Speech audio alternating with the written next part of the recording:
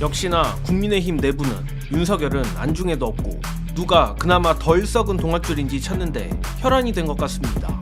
내란숙의 윤석열이 국힘 내부에 돌고 있는 조기 대선 움직임에 대해 공개적으로 불만을 표출했습니다.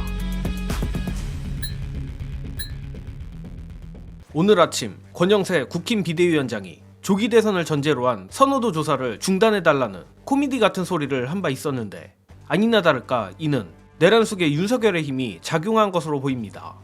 오늘 채널A 단독으로 윤석열이 국민의힘 내에서 조기 대선이니 굴비 대선이니 하며 대선을 띄우는 것에 대해 불쾌함을 드러냈다는 재미있는 보도가 나왔습니다. 미리 말씀드리지만 조기 대선, 굴비 대선 같은 하찮은 농담까지 그대로 보도에 나온 것을 보면 아마도 내란숙의 윤석열 측의 풀 워딩 제보가 채널A에 들어간 것으로 보이며 상당히 신빙성이 높은 보도인 것 같습니다.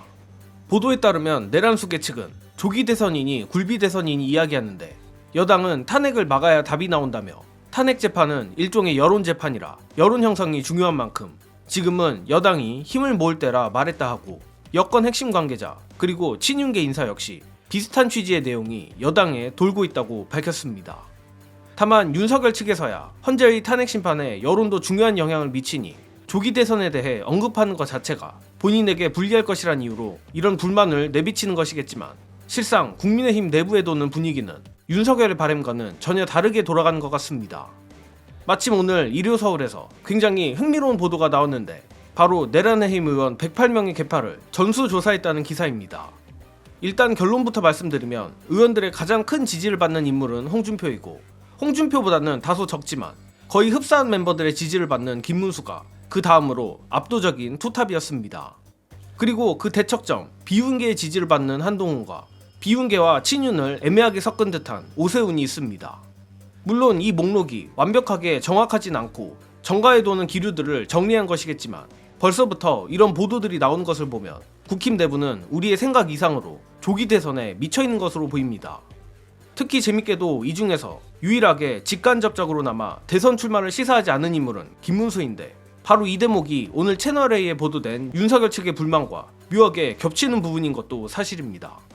이런 걸 보면 정말로 윤석열이 자신의 후계자로 김문수를 낙점했다는 희한한 소문이 진짜인가 싶기도 합니다만 국민의힘 의원들도 바보는 아니기에 끝까지 김문수로 가야 하나 말아야 하나 고민을 하기는 할 것으로 생각합니다. 또한 오늘 국힘 지도부의 여론조사 자제 요청은 윤석열 측의 요청도 있겠지만 정말로 김문수가 이대로 극우층의 흐름을 타버리면 나중 가서는 돌이킬 수 없다는 판단을 한 것도 있는 것 같습니다.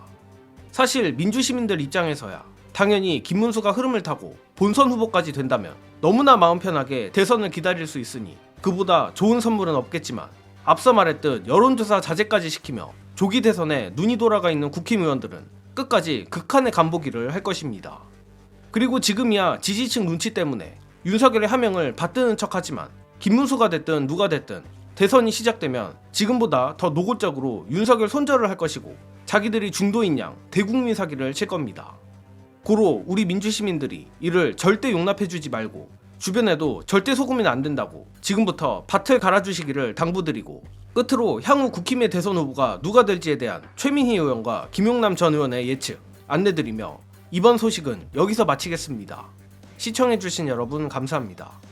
이를테면 국민의힘 같은 경우에는 김문수 후보가 지금 여론조사 1등은 나오고 있는데 김문수 장관이 원사이드하게 대선 후보로 결정될까? 어떻게 보세요? 바뀔 가능성이 있겠죠. 그 국민의힘이 지금은 네. 아직 윤석열이 파면되지 않았기 때문에 이제 뭐 옹호하고 그런데 파면되는 순간 저는 국민의힘은 대선 앞으로 갈 것이고 대선 앞으로 가면 가장 경쟁력이 있는 후보를 택하지 극우 결집용 후보를 택하지는 않을 거라고 봅니다. 저는 가장 가능성 있는 후보가 오세훈. 그래서 지금은 오세훈이 조금 판을 읽고 예. 정신 차리면 그쪽으로 갈 것 같다. 저는. 결국엔 룰 싸움일 겁니다. 당원 투표 50%, 여론조사 50%의 룰로 대선 후보를 뽑도록 되어 있는데 룰 세팅을 어떻게 할 거냐. 근데 당원 50% 플러스 여론조사 50%에서 여론조사에서 이른바 역선택 방지 조항을 넣는다. 예를 들어서 더불어민주당을 비롯한 야당 지지층은 다 제외하고 국민의힘 지지층 플러스 무당층만 대상으로 여론조사를 한다?